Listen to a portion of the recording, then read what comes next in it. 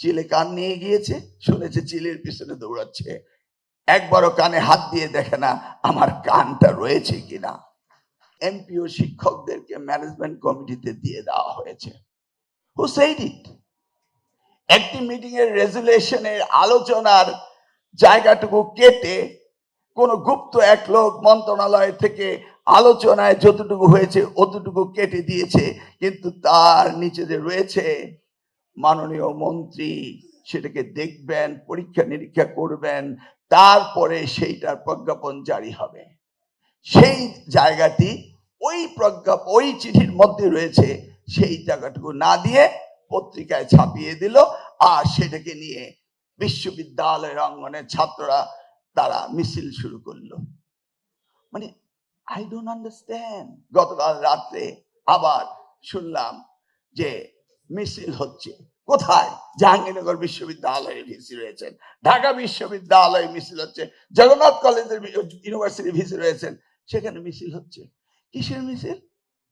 যে এমপিও শিক্ষকদেরকে ম্যানেজমেন্ট কমিটিতে দিয়ে দেওয়া হয়েছে। Who said it? একটি মিটিং এর রেজুলেশনের আলোচনার জায়গাটুকু কেটে কোন গুপ্ত এক লোক মন্ত্রণালয় থেকে আলোচনায় যতটুকু হয়েছে অতটুকু কেটে দিয়েছে, কিন্তু তার নিচে যে রয়েছে মাননীয় মন্ত্রী সেটাকে দেখবেন, পরীক্ষা নিরীক্ষা করবেন, তারপরে সেইটার প্রজ্ঞাপন জারি হবে। সেই জায়গাটি ওই চিঠির মধ্যে রয়েছে, সেই জায়গাটুকু না দিয়ে পত্রিকায় ছাপিয়ে দিল, আর সেটাকে নিয়ে বিশ্ববিদ্যালয়ের অঙ্গনের ছাত্ররা তারা মিছিল শুরু করলো। মানে আই ডোন্ট আন্ডারস্ট্যান্ড।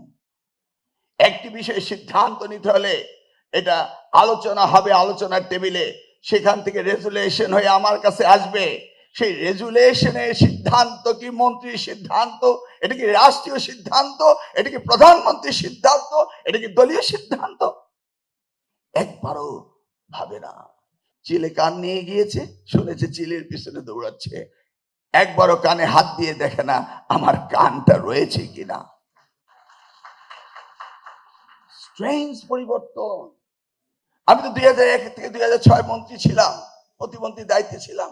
এই ধরনের ভাবনায় অন্তত বিশ্ববিদ্যালয়ের ছাত্ররা কখনো এই ধরনের উস্কানিতে তারা ব্যস্ত হতো না। আজকে কি হলো? উস্কানিতে তারা ব্যস্ত। এই এনটিআরসি 2004 সালে আমি নিজে এই শিক্ষকদেরকে মর্যাদা দেওয়ার জন্য আমি তৎকালীন প্রধানমন্ত্রী বেগম খালেদা জিয়াকে বলে এই এনটিআরসি আমি নিজে প্রতিষ্ঠিত করেছিলাম। This concept I got from United states of America. এবং সেখান থেকে এসে এনটিআরসি তে পরীক্ষা দিয়ে একজন শিক্ষক সার্টিফিকেট পাবে, মানে he is a qualified teacher for 3 years. This certificate is valid for 3 years. কারণ শিক্ষকতায় না থাকলে, let's say I was first student of chemistry, এখন কি কেমিস্ট্রি কোনো থিওরি আমার মনে রয়েছে? ফিজিক্স এন্ড ম্যাথ পড়েছি, আমি কি পড়াতে পারবো? সেই জায়গাটিতে আমরা তখন এই অযাচিত প্রতিষ্ঠান যেন না হয়, কোয়ালিটি এডুকেশন যেন হয়, কোয়ালিটি টিচার যেন হয়, সেই জন্য আমরা এটা করেছিলাম। পরবর্তীতে আওয়ামী লীগ সরকার এসে এটাকে তারা এনটিআরসি থেকে অ্যাপয়েন্টমেন্ট দেওয়া শুরু করলো। তারা 12তম থেকে অ্যাপয়েন্টমেন্ট দিতে পারছে না, তাদের বয়স পার হয়ে গিয়েছে। আমি রাস্তায় গাড়ি চালানোর সময় আমার গাড়ির নিচে এসে মাথা দিয়ে দেয়, তাদের বয়স নেই। 18তমতে প্রায় 10,000 শিক্ষককে এনটিআরসি লাইসেন্স দিয়েছে, সার্টিফিকেট দিয়েছে, তাদের চাকরি দেয়নি, তাদেরও বয়স পার হয়ে যাচ্ছে। অপরদিকে 77,000 পোস্ট ভ্যাকেন্ট হয়ে গিয়েছে। অপরদিকে তারা যে অ্যাপয়েন্টমেন্ট গুলো দিয়েছিল, ওই নোয়াখালীর এক শিক্ষককে অ্যাপয়েন্টমেন্ট দিয়েছে, কুষ্টিয়া রংপুরেরটা দিয়েছে, খাগড়াছড়িটা দিয়েছে, লালমনিরহাট। এই ট্রান্সফার সে কি বিশাল কাজ। 5 মাসে পারলাম না টেলিটকের কাছ থেকে একটি প্রোগ্রাম পেতে। প্রত্যেক সপ্তাহে আমাকে প্রোগ্রাম দিচ্ছে ট্রান্সফারে। That's how the governments run. It's not a private business sector যে আজ বলবো কালকেই কাজ হয়ে যায়। তারপরও চেষ্টা চালিয়ে যাচ্ছি। এই ট্রান্সফারটাকে আমাকে করতে হবে, 9,000 শিক্ষককে নিয়োগ দিতে হবে। তারপরে 77,000 থেকে 9,000 চলে গেলে এদের মধ্যে আবার আমাকে রেকর্ড বের করতে হবে, করে তারপর তাদের পরীক্ষা দিতে হবে। Do you realize NTRC doesn't have that kind of manpower? PSC মন্ত্রী হওয়ার পরেই প্রতিদিন চিঠি দিচ্ছি, প্রতিদিন মিটিং করছি পিএনসি চেয়ারম্যান সাহেবকে বসে যে আমার শিক্ষক চাই, আমার শিক্ষক চাই। এ যাবৎ বোধহয় 200 শিক্ষকও দিতে পারেনি। ভেবে দেখুন, দিস আ প্রবলেম, কিন্তু উই মাস্ট অ্যাড্রেস ইট। এর মাঝখানে হঠাৎ করে বলল যে ৭৭,০০০ শিক্ষকের ভাগ্য নিয়ে সিনেমিনি করা খেলা হচ্ছে। আমাকে তো আগে তাদেরকে সার্টিফাইড করতে হবে, তারপর আমাদের চিন্তা করতে হবে which system is better to give them appointment. আর একজন ছাত্র যখন শিক্ষকের সার্টিফিকেট পাবে এবং তাকে অ্যাপয়েন্টমেন্ট দিতেই হবে, এখানে কোনো দুর্নীতি চলবে না, হুএভার দ্যাট দ্য ইনস্টিটিউশন। কিভাবে দুর্নীতি করবে? আমার ডিমান্ড রয়েছে, লেসে ৭৭ থেকে ৯ বাদ দিলে কত হয়? ৬৮, 68,000। আমি তো 68,000 স্পেসিফিক সার্টিফিকেট দিচ্ছি।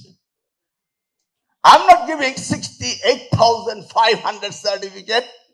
I'm qualifying them for each position one. তো সেখানে কে তার থেকে ব্রাইবিং করবে? Is it possible? আর আজকের দিনে যেই মিডিয়া আর যেইভাবে লোকালি ফ্রিল্যান্সার কিছু হওয়ার আগেই তো দিয়ে দেয়। আমি আমার 90% অ্যাকশন নিচ্ছি।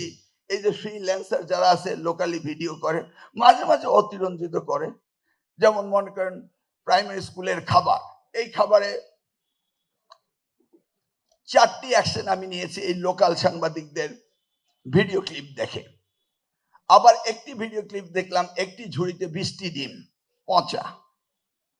আমি খুব উদ্বিগ্ন হয়ে গেলাম। সাথে সাথে আমি আমার শিক্ষা অফিসারকে কল করলাম, বলে না স্যার এটা পচা না। এটা কি? বলে ওই পচা ডিম কালেকশন করে কন্ট্রাক্টর ঝুড়িতে রেখেছে, কারণ সে এই 20টি ডিম ফেরত দিয়ে মালিকের কাছ থেকে 20টি ডিম ফেরত নেবে।